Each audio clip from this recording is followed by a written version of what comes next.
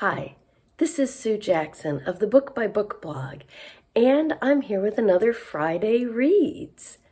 I am, of course, still immersed in Nonfiction November and really enjoying that, but I also found out about another fun reading event going on this month that fits in perfectly with Nonfiction November for me, and that is the Backlist Binge, hosted by book lover Laura. I only just recently discovered Laura's channel, thanks to Melinda at A Web of Stories, and the first video of hers I watched was about Backlist Binge, which she is hosting during the month of November. It works out perfectly for me because, as I showed you in my Nonfiction November video, all of my Nonfiction November books that I am choosing from this month come from my own shelves. And that's the whole point of this event that she's hosting, is to read from your own shelves. So this is perfect for me. The two work together just right. So Laura has set up several prompts. For my purposes, since I am reading for Nonfiction November this month as well, I am choosing my backlist books from my Nonfiction November pile of possibilities. So you can watch my Nonfiction November video, but I will also remind you of the stack of books I am choosing from this month.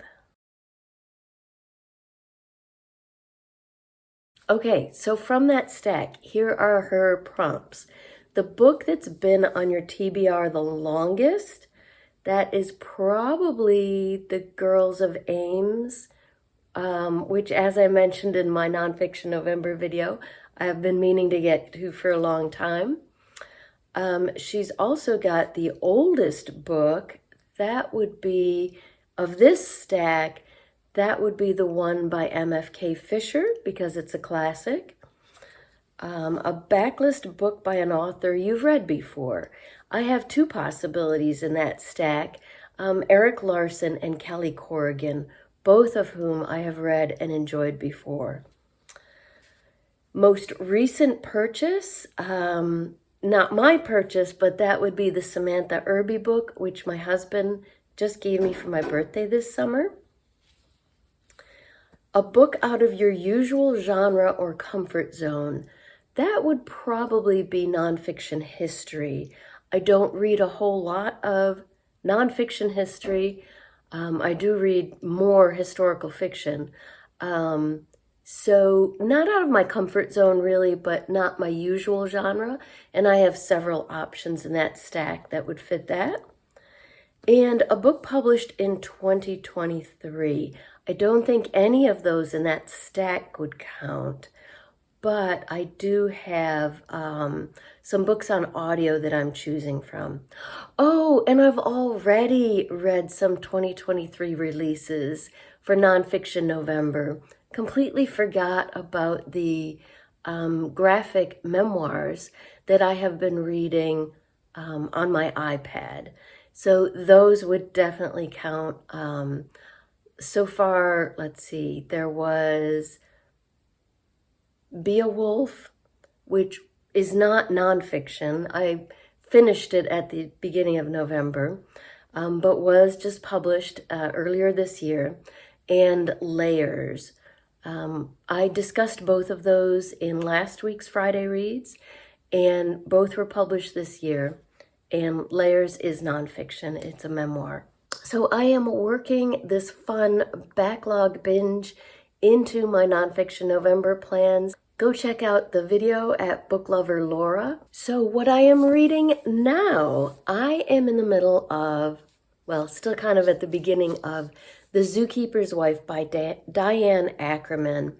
This is a book I've been meaning to read for a long time. Its release was back in 2007, and I remember hearing great things about it. So when I came across it in a little free library last summer, and I'll link to that video as well below, I was only supposed to be dropping off that day. I was visiting several little free libraries, but when I saw this, I picked it up. So very happy to be getting to it finally. It is set during World War II. It's the true story of a husband and wife that ran this fabulous zoo in Warsaw, Poland, when the Nazis first bombed the city and then invaded. This is already a fascinating book. I'm not even to page 100 yet, but my husband's been teasing me because I don't normally have my iPad next to my bed, but because I did just read a couple of graphic novels and graphic memoirs on it, it's sitting next to my bed. And when I'm trying to read this, I am constantly picking up the iPad and looking things up. My husband's just been laughing at me saying I'm going down rabbit holes. But there is that's the kind of book this is, the kind that makes you want to learn more. That's the best kind of nonfiction. So it is all about the husband and wife zookeepers. I've just gotten through the part where the Nazis bombed Warsaw and their zoo was located very close to some anti-aircraft guns. So it was at the center of the bombing. Absolutely heartbreaking. What happened to the animals, what happened to the zoo, obviously heartbreaking what happened to the people as well. And that is part of this book as well. I'm just at the part now where the bombing has ended, the Nazis have invaded, they feel like they have successfully taken over Poland. And I know later on in the book that the zookeeper and his wife end up saving hundreds of people by hiding them at the zoo. Haven't gotten to that yet, but already just completely immersed in this. It is fabulous. The zookeeper's wife, whose name is Antonina, she kept lots and lots of diaries and journals and letters. She wrote so much about what was happening while it was happening. And so the author has taken from a lot of those primary sources, which makes this all the more fascinating. That's The Zookeeper's Wife by Diane Ackerman. Very much enjoying it. And I'm reading another graphic memoir. This one I actually have in print. Dreamer by Akim Alou, and co-written with Greg Anderson Elise and illustrated by Karen de la Vega. I don't know if you can hear that, but pardon those crashing sounds you hear in the background. There is an insane cardinal that has been beating itself against our windows for weeks now. It must be the way the reflection hits, but sorry about that. Anyway, Dreamer is about, the subtitle is Growing Up Black in the World of Hockey. So it's written by a professional hockey player, Akim Alou, who, and I don't know if I'm saying his name right. I'll have to look that up. Okay, let me see if I can get this right. He is Nigerian, Ukrainian, Canadian. So his father is Nigerian, his mother is Ukrainian. He and his brother and their mom and dad lived both in Nigeria and in Ukraine when they were children. And in both places, they encountered a lot of racism. And so, just a lot of people who wouldn't accept a multiracial family. So they moved to Canada. Things generally were a little better in Canada, but he faced horrible racism trying to play hockey. And he ended up being a very talented hockey player. From the time he was a kid, he took to it immediately. Excellent skater, excellent at hockey, but he faced horrible racism and often violence. Hockey is a violent game to begin with, but violence on and off the ice simply because of the color of his skin. So I'm almost through with it now. It's very good. Let me show you some of the pictures.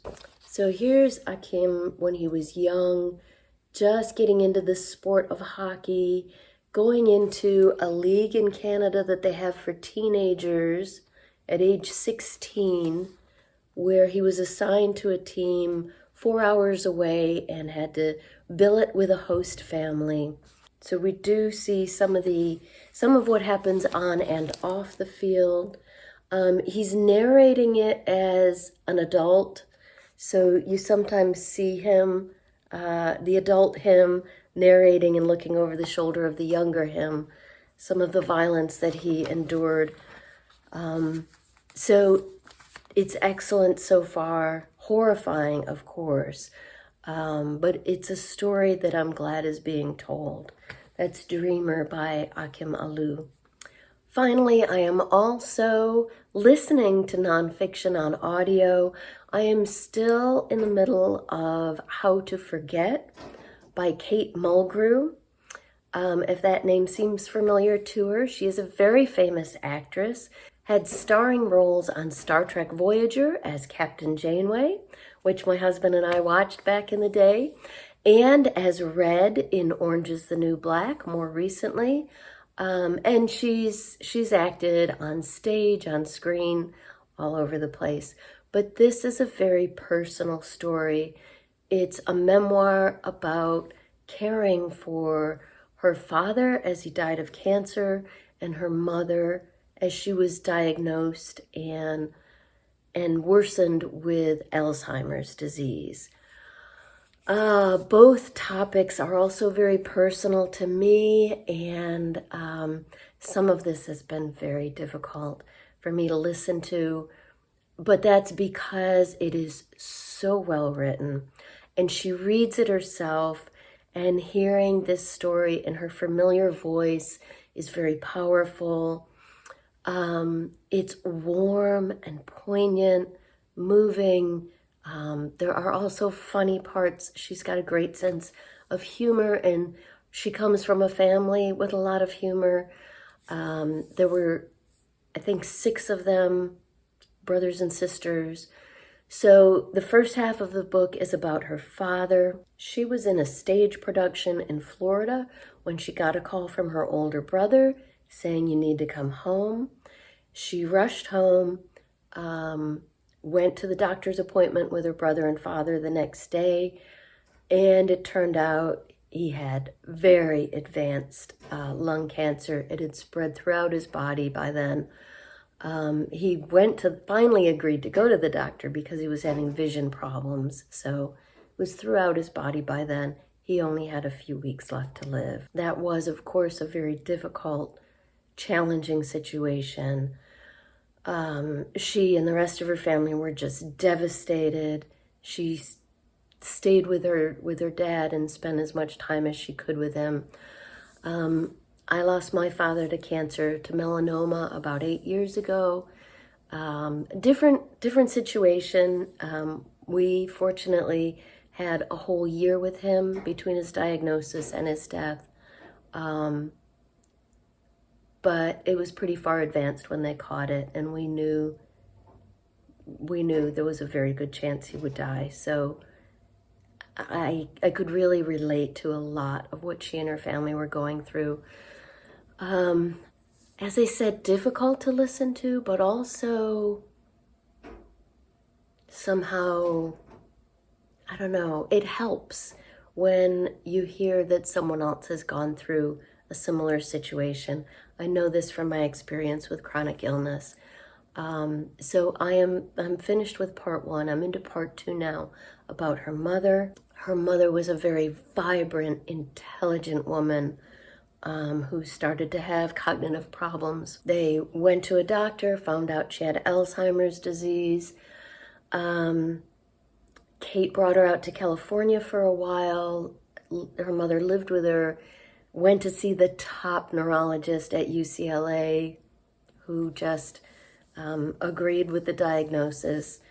And this is the story of, Kate kind of watching her mother disappear before her eyes mentally in a completely different way than her father.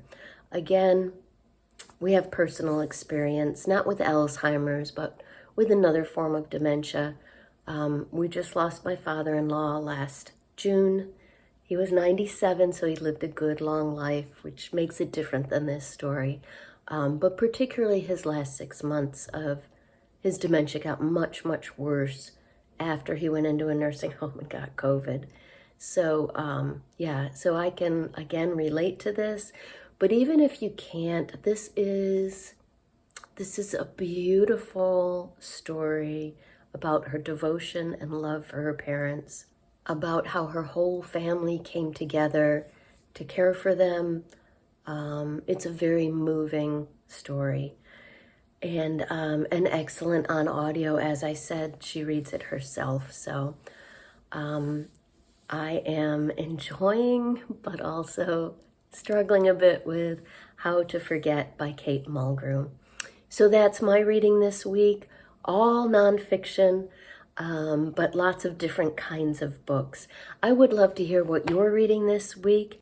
Are you doing Nonfiction November or the Backlist Binge? Let me know in the comments down below.